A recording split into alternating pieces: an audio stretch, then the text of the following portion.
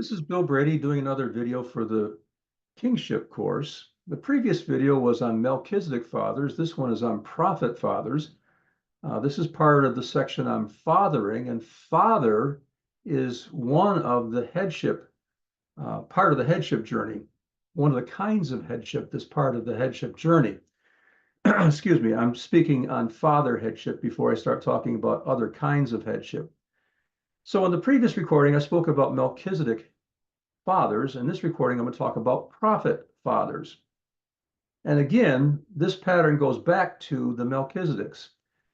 Each of the Melchizedeks was first a prophet, then a king, then a priest is the way I see it, and then a Melchizedek. Prophet, king, priest, Melchizedek. So each of the ones that one of these 9 Melchizedeks that was on the earth before Yeshua was the 10th, was first a prophet.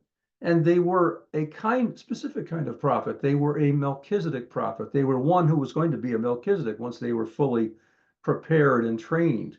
Again, calling, preparation, training, in that order. Calling, preparation, training.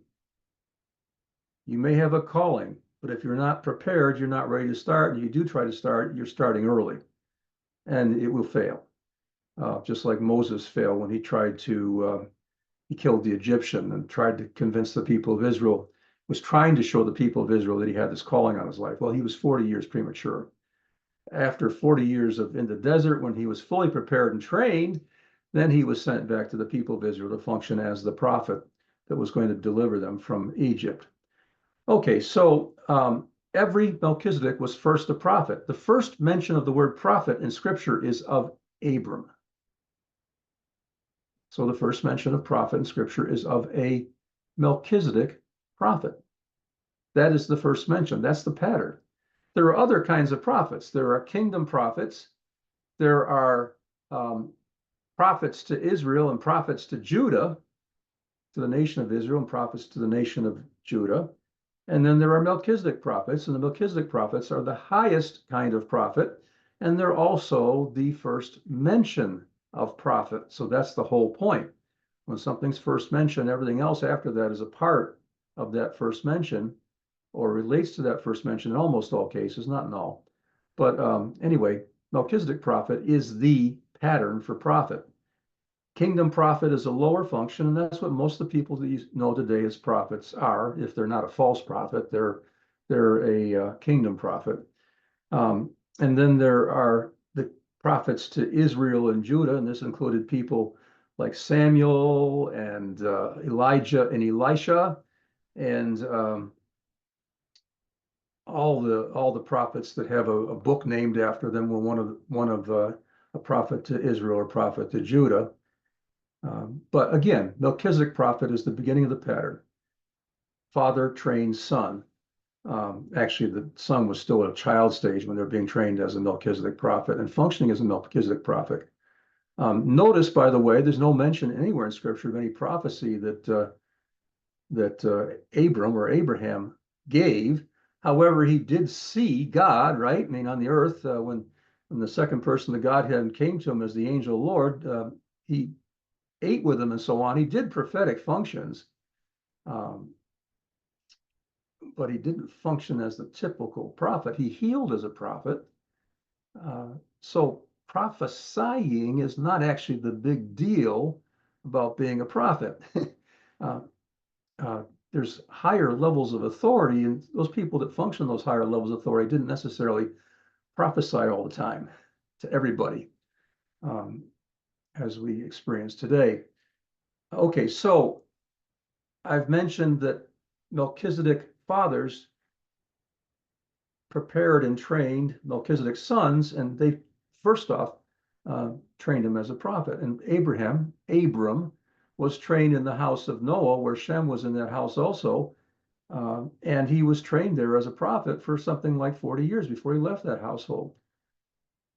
And Abram had already been a prophet and functioning as a king before Shem came out and blessed him. Okay, now we're going to talk about prophet fathers and prophet sons. So we've got Melchizedek fathers and Melchizedek sons. The first thing they do is they train their future son as a prophet.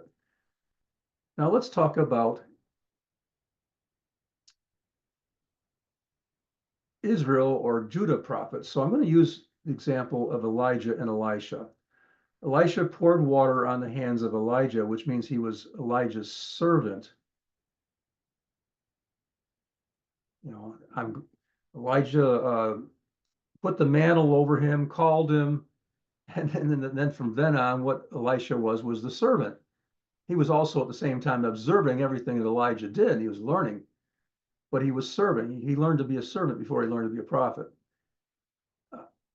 Father, son. We know it's father, son, because when Elijah was taken up and Elisha had asked to be given a double portion of Elijah's anointing, and when Elijah was taken up, before Elijah was taken up, Elijah tells Elisha, well, if you see me being taken up, you'll be given the double portion. If you don't see me, you won't. Elisha saw Elijah taken up. Elijah's mantle fell down to the earth. Elisha took it up, went to the river Jordan, struck the river Jordan with the mantle, just like Elijah had done. Elijah on the way over had struck the river Jordan, and Elijah and Elisha walked across on dry land to the side where Elijah was going to be taken up into heaven. Now the mantle has fallen down to Elisha. Now it's Elisha's mantle. He strikes the Jordan with it, and the Jordan opens up, and he walks over on dry land. And the sons of the prophets who are on the other side of the Jordan watching all this, I don't know if they saw the whole thing, but they saw Elijah and Elisha go over, and they saw Elisha come back through the parted waters, said the spirit of Elijah is upon Elisha. So the mantle of Elijah was given to Elisha first, before later time was given to John the Baptist. The first transfer of the mantle was from father to son. The second transfer of the mantle did not happen from father to son, because Elijah and Elisha both were, Elisha was heaven, Elisha was dead. So it wasn't transferred from Elisha at the time he died. It wasn't transferred to John the Baptist. John the Baptist hadn't been born thousands of years later, probably, or hundreds at least. Anyway, my point is father, son. When Elisha saw Elijah taken up, he said, my father, the chariots of Israel and the horsemen thereof. He saw. And he cries out and says, my father, my father. Elijah was Elisha's prophet father. And the kind of prophet they were, I forget whether it was to Israel or Judah at that point, but it was not a Melchizedek prophet, and it was not a kingdom prophet. It was a kingdom of Judah or kingdom of Israel prophet. I think it was Israel, but I don't remember offhand. How did that transfer from father to son occur? Well, first off, Elijah called Elisha. He found Elisha where he was plowing with 12 oxen, if I remember correctly, in his father's field, puts his mantle over his shoulders and makes him aware that he's been called to be the prophet to replace Elijah. Then Elisha is the servant of Elijah, learning a lot by watching, but all at the same time functioning as Elijah's servant. You need to learn how to be humble before you can be exalted, right? Then at the time, when it was time to transfer this mantle from Elijah to Elisha, there was that whole process that I described earlier. The other part of this process that you need to know is that Elijah was the head of the school of the prophets at that time. There were sons of the prophets in this town and this town and this town, and these sons of the prophets, my understanding is they've been trained in Elijah's school of the prophets. So there were three categories of prophets at that time. We're talking about an Israel prophet, not a Melchizedek prophet, not a kingdom prophet, an Israel prophet. There were three categories of Israel prophets at that time. There were the sons of the prophet that had been trained in the school of the prophets, and they were not ever going to be a father of sons, but they were going to function as full-fledged and fully functioning prophets.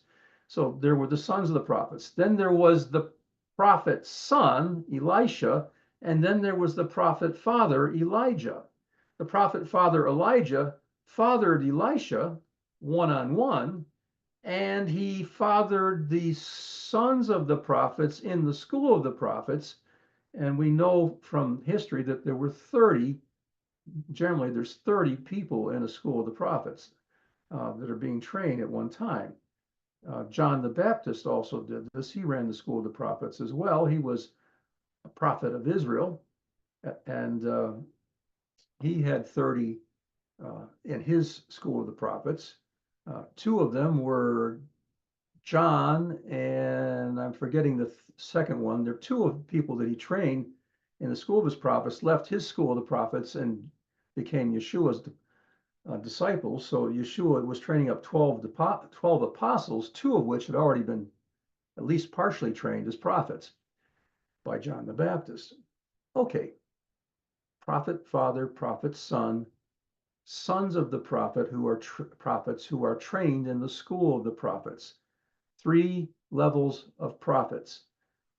Sons of the prophets are trained by the prophet of their generation in that school of the prophets, 30 of them. One prophet's son is trained by the father, and eventually the prophet's son replaces the father when the father either dies or, in the case of Elijah, is taken up. So now I've talked about Melchizedek, prophet fathers and sons, and I've talked about Israel or Judah prophet fathers and sons. And then we also would have kingdom prophet fathers and sons. By the way, after John the Baptist's death and then Yeshua's death, the person that the school of the prophets was given to by God was Agabus, Agabus. You'll see him mentioned in the book of Acts. And he became the head of the school of the prophets, and he trained prophet father, prophet son, down through the generations. I don't know when that ended. It's ended quite a bit ago, to my understanding. But there is a record in one of the historical records somewhere that I've seen reference to that records prophet father, prophet son down through many, many generations. Okay, so we've talked about Melchizedek fathers and sons. We talked about prophet fathers, sons, and then in the next recording, we're talking about apostle fathers and sons. Again, this is part of a category in the in the kingship course rather, that is called headship and is also fathering.